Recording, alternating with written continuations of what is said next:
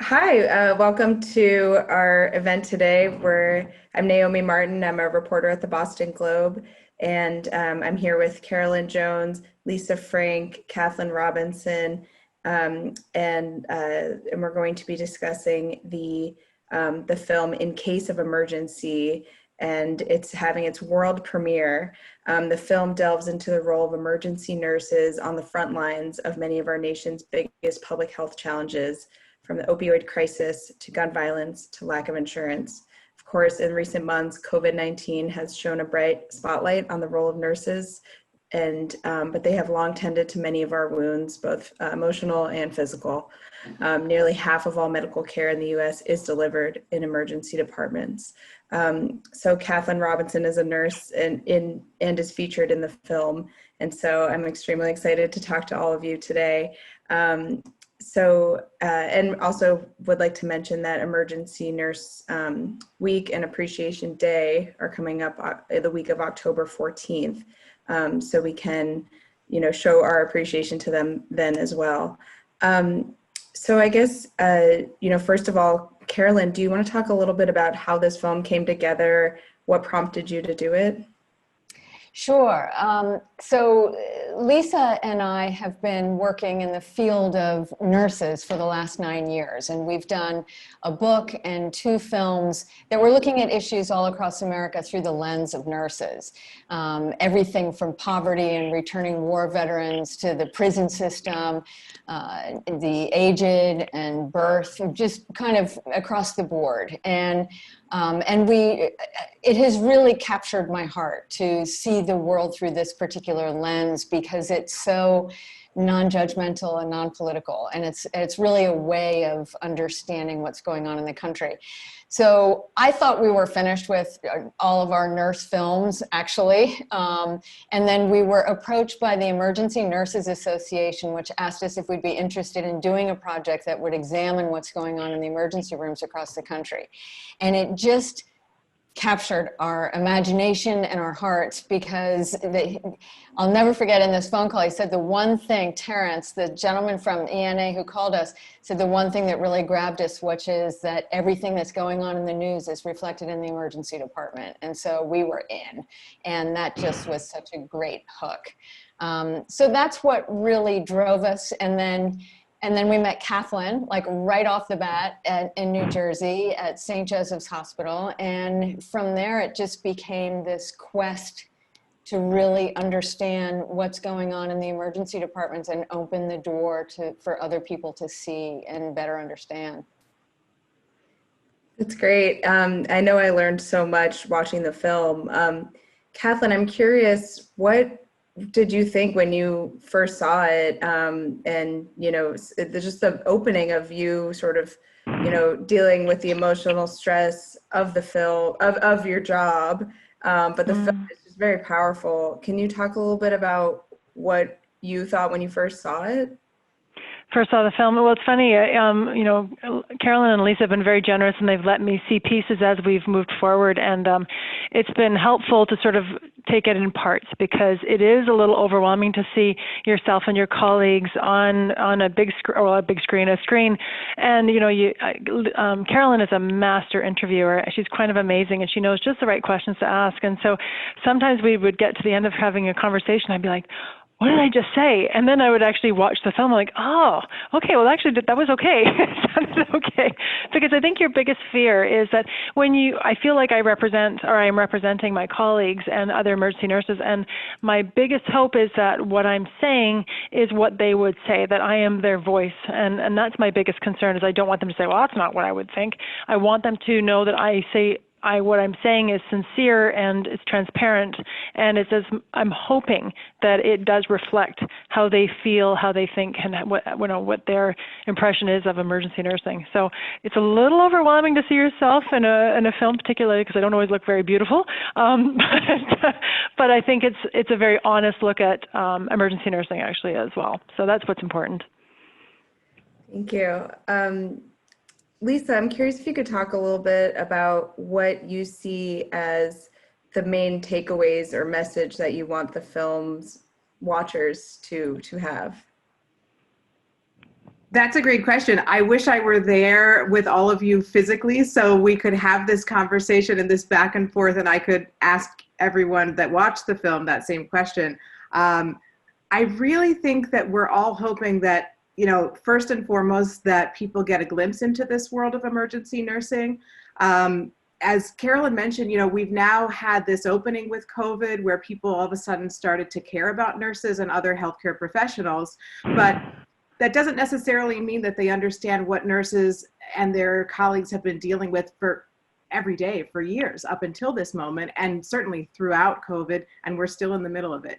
So it's to give them a glimpse inside that world, and then to help think about how can we make the system better, because clearly there are so many gaps in our safety net. And I think that the film opens little windows into some of community programming that's taking place in different parts of the country. Obviously, different states have different arrangements in terms of the healthcare system itself. It's very complicated depending where you are in the country, your access to insurance, your access to certain healthcare services. So we know that the emergency department serves as a safety net, but how can we improve that safety net for everybody? So we want to just sort of open that conversation up so we can talk about what some solutions might be moving forward. That's really powerful. Yeah, Carolyn, can you talk a little bit about what were some of the main issues that you wanted to bring attention to, besides sort of the amazing job that nurses do every day? Like, what were some of the issues that, you know, Lisa mentioned, like that our country is, you know, struggling to address, that you were hoping to bring attention to? Sure. Well, when we started, everybody was still talking about the opioid crisis, which hasn't gone anywhere, but has just gotten buried underneath all that's going on, and probably worsened, I'm sure, on some level. Cathlyn can probably talk about that. So that was a big one for me. I wanted to know, you know, I often think about the fact that we're losing a whole generation, and that it's just, how can we help and what can we do to make it better? One of the things that became evident was that the emergency room is such a revolving door for so many different issues, and people can come in and they can get revived and take Narcan and be back on their feet, but then they're sent back out, and unless we're there to capture them, you know, it will be a revolving door. So that was a big one. Also, gun violence for me was a huge issue that I wanted to touch upon. I really wanted to see that in action. I wanted to be able to show people what it looks like to be shot and how traumatic that is. And so that was a really difficult thing to capture, and to find someone that would be comfortable letting me capture that, right? So that was big from the beginning. One of the things that I never anticipated was going to be such a kind of big part of what's going on in the emergency department. We did our best with this, is the issue of behavioral health, and what an underlying theme that is for just about everything going on, and what a crummy place the emergency room is actually for people with behavioral health issues. And then the lack of insurance. That was the other issue that rose to the surface, the people that need to go to the emergency room because there isn't any other place for them to go. So that's kind of where we started. And then, of course, when COVID hit, you know, it just showed every weak link in the system that we have. So we were lucky to be able to get in there with that. But that's basically a rundown of what the issues were that we wanted to address. Thank you. Cathlyn, can you tell us a little bit about how COVID has affected your job, and what have been some changes that you've seen, or if any, since COVID began? Yeah, so I'm a nursing educator, and so I work with the nurses I have 2 emergency departments, and COVID was like nothing I've ever seen before, and I've been a nurse a very long time. It's been 28 years, and I have never seen such suffering or illness in my entire life. I've never seen so much death on one shift. I have never seen nurses so at their wits' end, and just feelings of helplessness that we just didn't know We didn't know how to help people better. How has this affected our emergency departments? Well, it's really odd because now I think people are so mindful and so afraid, or mindful not to come to hospital unless they need to. They're also afraid to come to hospital. And as a result, we're finding that we are just not seeing as many patients as we did before. So leading up to COVID, people were all trying to stay home. They were worried. Then COVID hit, and it was like a tsunami hit, and we were completely overwhelmed. And then once COVID sort of peaked and died down, since then, we're really encouraging people to come back to the hospital if they're having a stroke or if they're having chest pain or if they're having other illness or injury, because people are just not coming in. And we are seeing evidence of the fact that people are waiting at home way too long. Say, for example, a diabetic who doesn't have the resources in the community they need, they don't have their insulin, they're waiting way too long to come in to get some support from us. Or somebody who's having a stroke, stroke-like symptoms, and they're trying to ignore them, they're trying not to think about them, and they're not coming in until it's too late, where if they'd come in immediately, there's lots we could do. So that worries us a lot, actually, that, it's not like we want people coming in for things that they don't need to be seen for, but we also want them to know the doors are open, we're here for them. We don't want them to wait at home. It's safe to be here. We're really careful. There is, in my hospitals, there's very little COVID right now, very, very little. And if we do have COVID, we know how to manage it much better than we used to. I think we've all learned a lot. Every healthcare system has learned a lot. Every healthcare professional has learned a lot. We know how to approach these patients. We know what they look like. We know what they're going to do a little bit better. Are we perfect? Nope. But we're trying to learn every day on how to cope better. But I think all of us worry about the patients not coming in. Carolyn also reiterated that there is issues that she identified, which is behavioral health issues. And I would say consistently through COVID, we had patients coming in with behavioral health issues all the way through because they kind of fell off. They wouldn't have had their community resources, their community support. There were still tremendous numbers of drug overdoses, accidental drug overdoses or opioid use disorder in the streets. And the behavioral health was kind of the first thing to come back for us. And this has still been very prevalent. So, things are different now. Certainly we're all waiting. We're waiting for the next wave. We're wondering if it's going to happen. Have we changed? Yeah. There's a lot of post-traumatic stress right now, too. There really is. So, You feel I don't know like, if that answers your question. Yeah, no, it definitely does. And I know we've seen like ribbons and sort of posters for doctors and nurses and like the medical front lines, since COVID began. Do you think that appreciation has like actually affected you guys at all? Like, do you feel that? Yeah. And do you think it will last? Well, it was really amazing. I mean, the generosity and the support from the community was incredible. Like every day somebody was bringing us lunch. Every day someone was sending us in, baskets of health products. Like, here's some nice cream for your hands. Or, people were trying desperately to figure out how to buy masks and donate them to the hospital. I had several friends in my community being like, I got a lead on masks. What can we do for you? And I mean, extraordinary donations from many, many people just saying, well, how can we support? And that was kind of amazing because, we all sort of feel that this is what we do. This is our job. This is our calling. And yet when you feel that overwhelming appreciation, it's really nice. And when we were going through something pretty horrendous, it was very, very important that we felt the community supported us.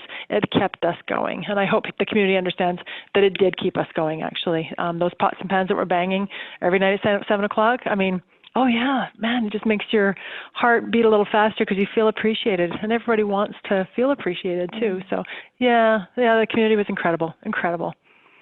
Carolyn, do you think COVID will change how we had the perception of nurses in public? Oh my gosh, more than anything, I hope so. I mean, this was a long time coming, and I can't imagine that people will ever look at nurses the same. I mean, we watched nurses suit up and be with family members when no family could be there at the end of their lives. We've all heard all the stories, and nurses have really taken a hit. I'm really worried about the profession right now, I have to say, this because of what they've seen. It is post-traumatic stress, and they will need to be cared for. But I can't imagine that the public will ever look at nurses the same way after this, and I'm counting on that.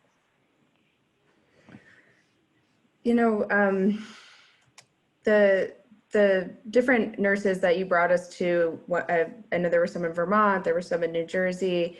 They were kind of all over the place. And I'm wondering if you can talk a little bit about did you notice any like commonalities in who gets into this profession, and also a little bit about what, how you picked the locations that you went to? Well, I'll talk a little bit about the DNA of a nurse because we've spent a long time looking at that. And then I'll let Lisa talk to you about how we came up with the locations. But I'm fascinated by who goes into this work. Honestly, I don't know whether they're otherworldly or just on a different plane or a different kind of human than I am or something, but the ability to do what they do is, it is really, really extraordinary. So I've been wondering about that DNA for 9 years now, kind of, and I think that there are things that are consistent. I think that you can't put every single nurse in the same bucket, but the ones that we've been able to meet are the ones that are nominated by their peers or suggested by the hospitals as being able to represent the profession really well. And so we meet these wonderful nurses that have these qualities to be able to care for people without judgment, which is one of my favorite things to see. So I think that is pretty consistent, which is why I'm so focused on this particular profession. I don't think there is another profession that has to care for someone all day, every day, no matter who they are, what they've done, what religion they practice, what color their skin is, what political party they belong to. No matter what, someone walks in the door and they need care, and there are nurses there to care for them. And that just continually seems to blow me away. And I'm impressed by that. So I don't know if that answers the DNA of a nurse, but I'm still working on that because I think they're otherworldly. And Lisa, why don't you talk about the locations that we found? Well, if we could have had our way, we would have gone everywhere. But as Carolyn said, we've been now, this is our third film about nurses, focusing on different aspects of nursing.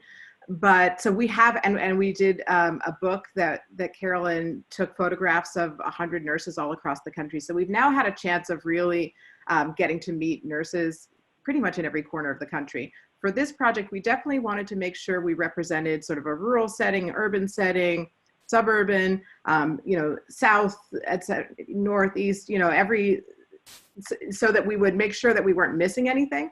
But at the end of the day, a lot of it really overlapped. What we found in emergency departments was different than in other types of nursing and other types of departments. They're set up very similarly. Some are more safety net hospitals, others are more profitable, let's say. So they might serve different patient populations. But aside from that, I mean, you have the opioid crisis is everywhere in the country. It truly is. And so every nurse was talking about that no matter where we were. Same with gun violence. You might have, different types of victims, different types of populations, but it's an issue everywhere. So it's not like they were trained any differently. These nurses are trained to do the same kinds of work. So part of our process to choose the hospitals also had to do with where we could get access. Because this is really complicated. And we luckily had relationships in certain hospital systems and certain chief nursing officers. And it required that trust to get in the door, because even if a hospital will allow filming in their hospital in general, many of them won't even go close to letting you into the emergency department because it's very complicated to film in that environment and also follow all of the HIPAA, patient privacy laws. So we were really lucky for the ones that did, take that chance with us. And then we really researched it, worked with their legal teams, making sure that we were always in compliance and following, whatever the protocols were. So it was a long, complicated process, but we were so grateful to the hospitals that did let us in, and hopefully it was a good experience for everybody that was able to participate, because we got to meet some extraordinary nurses. And Carolyn, what was some of the challenges that came up during filming or editing that, did you have to deal with any obstacles in terms of, trying to keep people's faces out of the shot until you had permission, or were you able to shoot them and then ask later? Or what kinds of challenges did you face? Because I know it can be so hard sometimes in balancing someone's privacy with wanting to get that moment and when it happens. Yeah, I mean, it's a really dicey thing, I have to confess, because, you know, someone's coming in and they're hurting, and you feel I was glad when it was over in a way, because you feel a little bit like you're standing by the door at the entrance to the emergency department, like, you know, I know you were just in an accident, but do you mind talking to us? But the beautiful thing was, in a way, that But the wait, sorry, just to hospital. clarify before you go down that path, just to be Okay. clear, we weren't doing that. So the hospital had to first approach the patients But we before were we on an could. inside door. I know, I was going to get Right. there. I know, I Okay, was go going to ahead, get go ahead. We didn't get to talk to anybody that they hadn't already asked if they would allow us to film. So they would get to them first. But then still, I had this feeling that we're there and we're catching someone during a hard part. They've agreed to do it already, if that's fair. But still, you're saying, and do you mind just talking to me for a moment? You know, and it's a little bit difficult. I knew that what we were trying to do could make a difference. I knew that at the end of the day, we were trying to make a film that would really show what's going on in emergency departments, because people don't know. And that overrode kind of all of those uncomfortable feelings.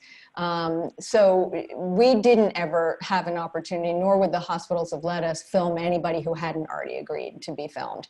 I think that one of the harder things for me was, and this is always hard for me, is this, how gruesome can it be? What, you know, what do you really want to show? What can an audience accept without like covering their eyes or not being able to watch anymore? And I'm always kind of trying to push the envelope, because I really want to show what we saw as much as possible. But there were days when I was in the emergency department covering my eyes because I couldn't see anymore.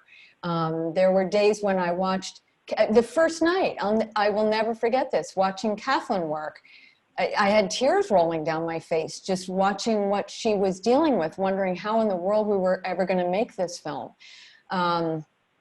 So there were, I think those were the challenges, is asking people who were in pain to talk to us, which, you know, each time, and everybody who is in the film, and as they've all seen the film and they've all approved it, and we always show everybody everything. And I think more often than not, people really want their story to be told and have the moment that they had mean something. And so that really goes a long way with us. But it was definitely a journey, this one. Cathlyn, you know, obviously the beginning of the film starts with you in this very emotional moment. And, you know, we've seen, and then throughout the film, we see nurses dealing with this like very grueling pace of patient after patient after patient. How do you manage to, I guess, cope with all that and still have empathy for each one as they come to you? But it's like the pace and sometimes the trauma, like Carolyn was mentioning, and just the kind of horribleness of some of the things you have to see. Like, how do you deal with all of that? And yeah, I think it's partially learned. You know, over time, a newer nurse is probably going to struggle at the beginning to figure out how to cope with some of the things they're seeing and the feelings of just sort of being overwhelmed. That's a really normal thing for every new nurse to experience. And then over time, as one learns to cope with just the ongoing sort of pace every day, nurses tend to be attracted to emergency departments because they like the pace, they like the kind of unexpected minute-to-minute changes. They are okay with that. A person who wants a lot of predictability won't do well in an emergency department. But the nurses who like it, they kind of love this crazy pace. But it does make it difficult when you have yet another person coming in and you're already overwhelmed. Or, for example, you know, you have a patient that you lose, they pass away, and you've got to turn right back around and get to that next patient. That is an experience every emergency nurse has, and that is difficult to cope with. I'll tell you, they probably will not cope with it in that moment, but they'll probably drive home and they'll be thinking about it, and they'll reflect on what what happened and how they're feeling. They'll probably go and spend some time, go for coffee with another emergency nurse, or they'll go for breakfast together, and they'll talk it all out. Emergency nurses tend to debrief a lot with each other. You know, we don't necessarily want to take it home because there's only so much your families can really hear too, and you don't want to share a lot of what you're seeing. But with each other, we find a lot of respite and a lot of understanding. And so I think that there's an awful lot of sort of natural sharing that occurs. But I think that there are points too where this is a very high burnout specialty. Nurses get very tired. It is relentless, and the emotional impact is pretty tremendous, particularly with just some of the stuff we see is really rough. And so we do find that emergency nurses are sort of, they don't have there's not a lot of longevity. We have nurses that will work many years and then say, I need to do something that's a little more straightforward. I don't want to have this emotional trauma anymore. And so this is a struggle for us as emergency nurses. How do we ensure resiliency? How do we ensure emotional health? How do we ensure the nurses are well supported? Every hospital facility hopefully has an employee assistance program. Most hospitals have been very active where they are really supporting their employees with extra counseling if they need it, particularly post-COVID. It's been really necessary. And I hope that nurses will learn to take advantage of these opportunities for help, because we don't take very good care of ourselves sometimes. And and that's quite common as well, that we kind of forget about ourselves. We take care of every other patient in our families first. But there's lots of chance or lots of potential for emotional burnout and physical burnout too, for sure. So we need to learn to take care. And I guess, I would also like to ask you guys, what lessons should we as a society take away from nurses? I was struck by one of them mentioning just her gratitude for simply being alive and breathing in nice air. How can the rest of us learn from those types of attitudes? And I think they just, have such a nice perspective. So how can the rest of us learn from that? Well, from my perspective, I've been trying to get it through osmosis by doing these films. It is a beautiful way of looking at life. You're referring to a moment in the film where Galena, the nurse in Texas, talks about how wonderful it is to just be here and to be able to breathe the air and love your children. And I think that the whole country needs this moment where we just take, to care for one another and have this, nurses are just massively kind. They are kind human beings. And we have so much to learn from them. And the qualities, I think, that we don't always support and applaud are the most important qualities right now, to be able to care for one another and to unite and to be non-judgmental. All of these things, we have so much to learn from them. And Cathlyn in particular, I have to say, also has this ability to pull back and look at the whole community. And I think that's a really important trait. Nurses are looking at how our bodies function, but also how our families and our communities and how it all weaves together and what makes life better. And so I think they're like an untapped massive resource. And so I think we all need to hang out with nurses a lot more than we do.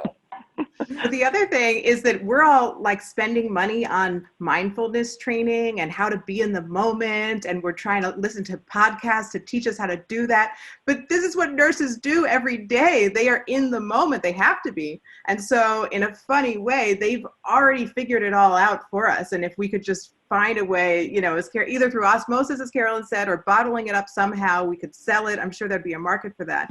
But it's the same idea. Just we need to find a way to live in the moment. We'll appreciate everything so much more. Cathlyn, lastly, can you talk about, what lessons you think society should take away from your profession? Oh, that's a loaded question. I think one of the things that Carolyn and Lisa both touched on is that if you are a patient, a nurse will look after you no matter who you are. We will always do our very best to take care of you. And I think that in our society right now, we need a lot more of that right now, where there needs to be a lot more, let's take care of each other, let's treat each other respectfully, let's have more equality. There's so many inequities right now in society, and I would always take care of you no matter who you are. I don't care who you are. If you need me right now, I'll look after you. Well, can we bring a little bit of that back to our everyday when you're walking down the street and supporting another person and knowing that somebody else might need your help or your smile or just needs you? And I guess I have a hard time understanding why one wouldn't be good to another. I'm a little Pollyanna, I guess. But at the same time, that's the essence of caring is what we do. We care. And maybe that's what it is, that the society needs to learn the essence of caring a little better too. Is there any sort of like parting thoughts or things that you think are, you know, our audience should hear before we have to say goodbye? I'd like to pipe in on that and say, you know, we ask so much of our emergency departments to take us no matter what goofy things we've done or what is going on with us. And they care for all of us. And so one thing that we can do, if you can believe it, there's actually violence towards nurses.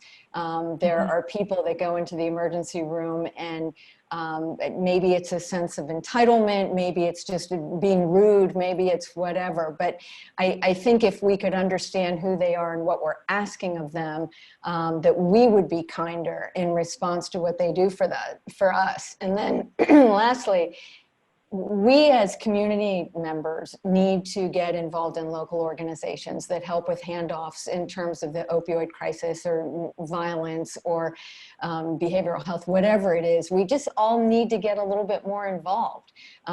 Just even if it's just with your next door neighbor or with your own community. I think that's the thing that we hope for with the film, is that it will urge people to see who they're living next to, see what the issue is in your town, and maybe participate a little bit more. I know that's hard and not everybody can do that, and we understand that, but maybe we can just move the needle a little bit. I would add to that we saw firsthand how important it is for people to have access to healthcare, access to quality healthcare, and health insurance. And we're about around the corner from a very important election. The Affordable Care Act is important to protect. So that's my personal belief. I think those of you that have now, thank you so much for watching the film, and hopefully what you've taken away from it too is that those are things that are important for the nurses and for the emergency departments. So we hope you'll go out there and vote, encourage others to do so, and make sure you're voting for folks in your communities that support healthcare. Thank you guys so much. Cathlyn, anything else that you wanted to tell I would just say, just to tag on what both of them have also said, is that I think that, you know, society is really facing many inequities right now. And I would hope that perhaps just by being role models or by leading by example, that people would realize that one, we can be very supportive of each other, but also I hope people understand that there are many inequities in this system right now, in our society right now, and it's concerning because the system we have right now is not supportive or not supportive enough. And I hope that they also recognize that, because that was certainly a theme that Carolyn picked up on across the country in every single hospital, that people need better support in terms of their health and wellness. And that goes from the opioid epidemic to being able to go into a hospital and have, you know, health insurance. And so inequity is a huge issue in many regards, or in many different aspects of our society. But for me, I hope people really, really see that and recognize why it's important to address that. Great. Well, thank you all so much for joining us. This was a really interesting conversation, and I love the film, and I really appreciate you all making it and showing us exactly what goes on in the emergency departments that, you know, many of us are lucky enough to not be in constantly, but at the same time, you know, we all will eventually end up there at some point probably. And it's just a great little peek behind the curtain, so to speak, to see what is really facing our country in a lot of ways. So thank you so much for joining us, and we appreciate it.